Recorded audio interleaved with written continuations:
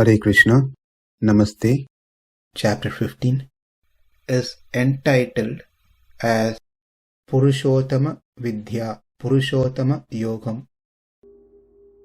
Sloka 17, Part 2.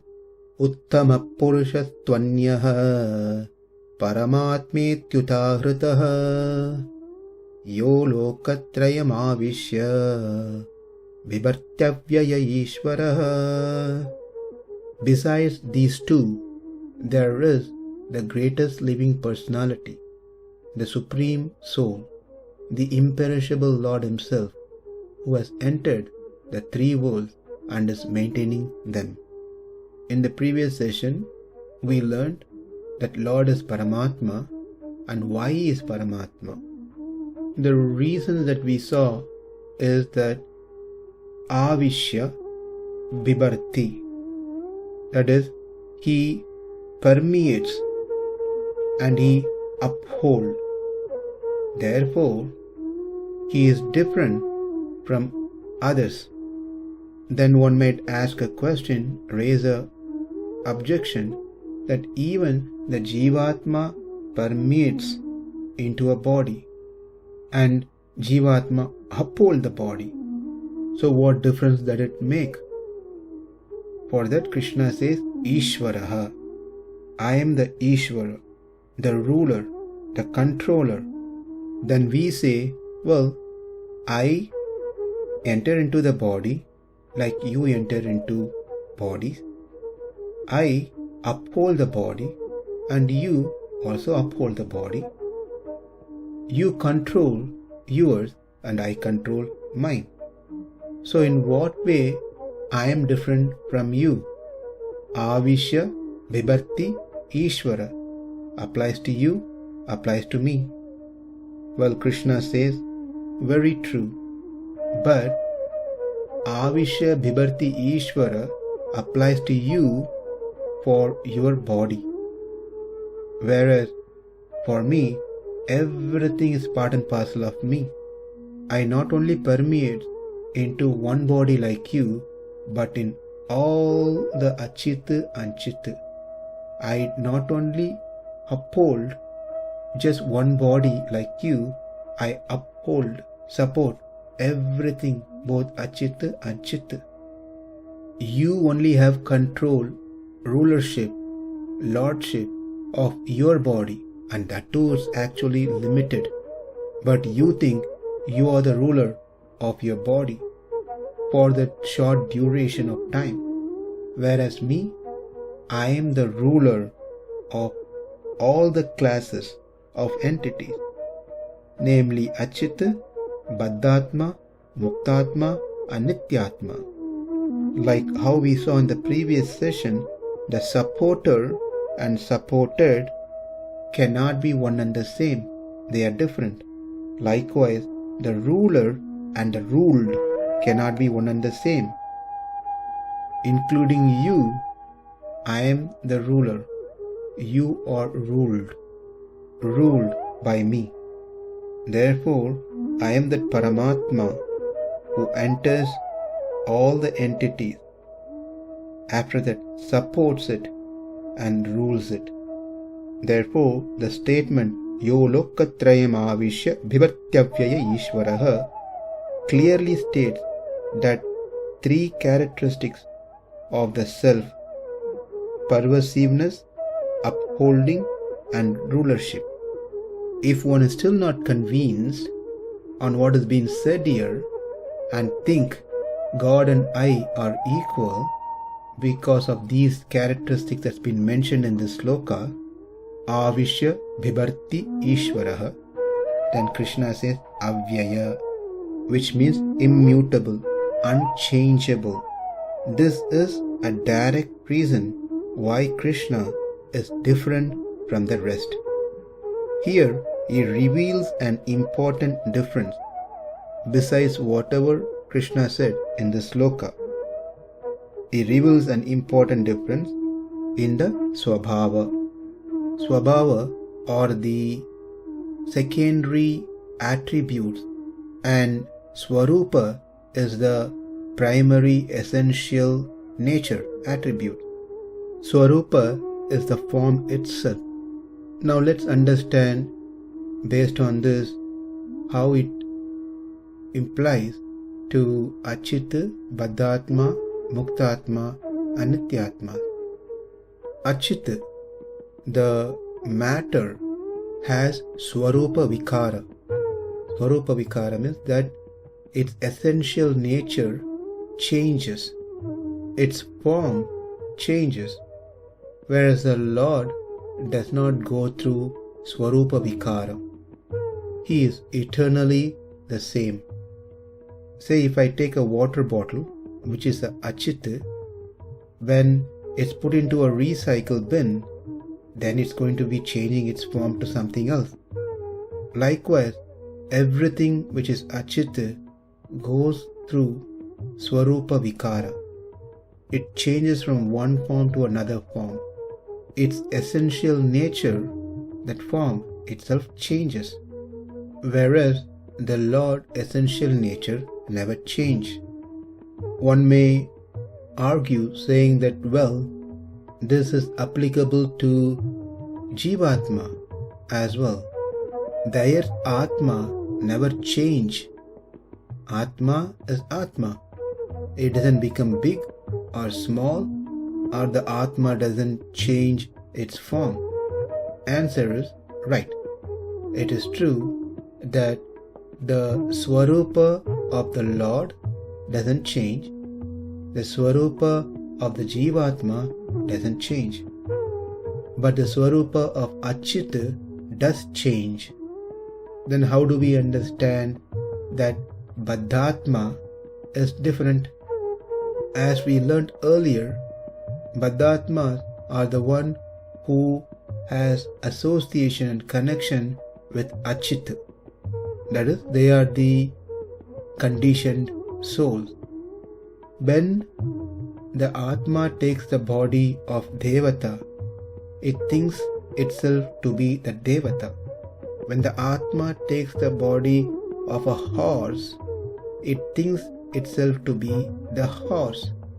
But we have learned that Atma is not horse, Atma is not Devata, Atma is not Manushya.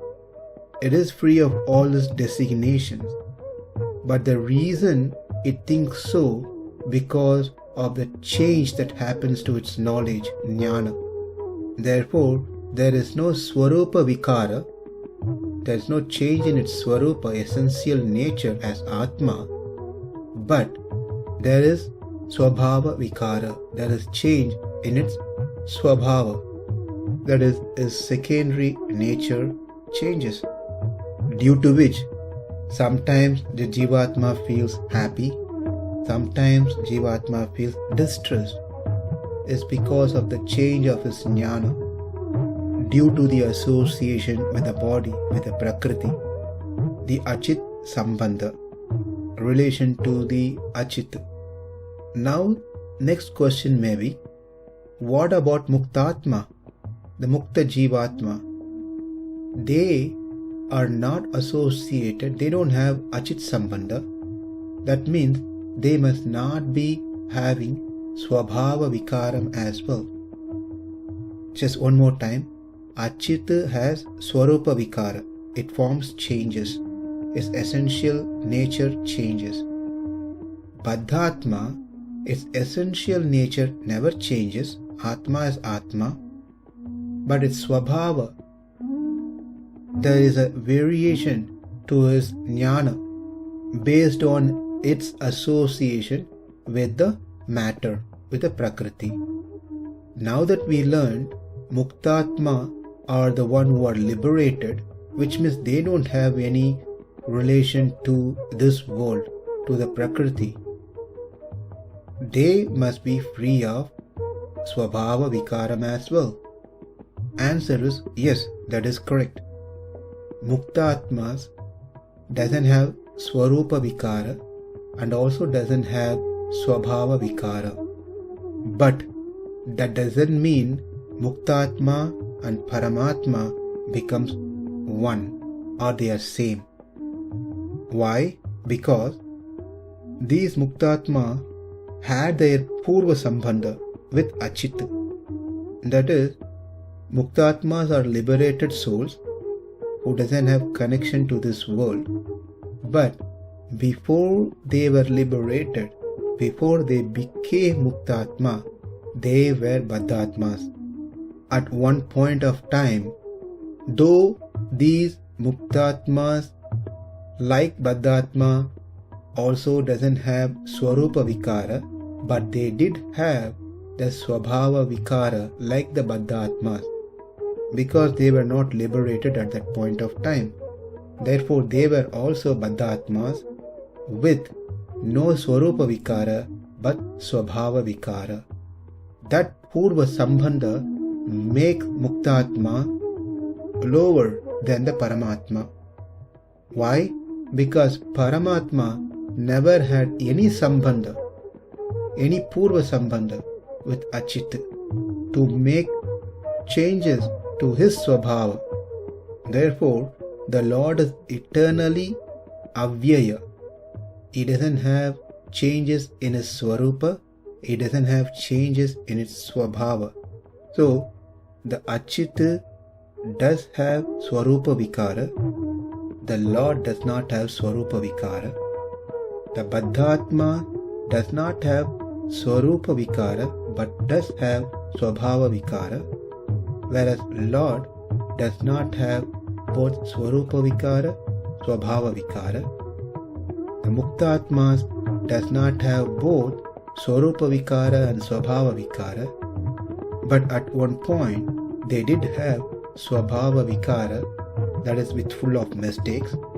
The Lord never had swabhava vikara like the muktatmas. Now the last question is, what about nityatmas? As we learned earlier, nityatmas are the ones who never had any karmas and they don't have achit sambandha.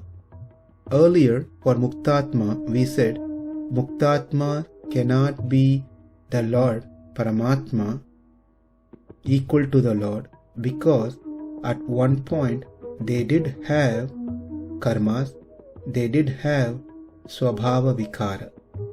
Now when we take nityatma, they don't have any of those things like muktatma. They didn't have karma, they didn't have any connection to the prakriti. Then why can't nityatma, the nityasuris, and the Supreme Lord be equal? He may be uttama compared to achit, baddhatma and muktatma. But then how can he be uttama purusha when it comes to nityatma? Nityatma also doesn't have swarupa vikara, swabhava vikara at any time. So the answer is, their swabhavika, the nature that they have, is given to them by the grace of the Lord. Being subservient to the Lord is an aspect of their nature. The last question that we need to see here in the sloka, is Krishna speaking about someone else, stated as āviśya, bibharty, avyaya, īśvaraḥ, paramātmety?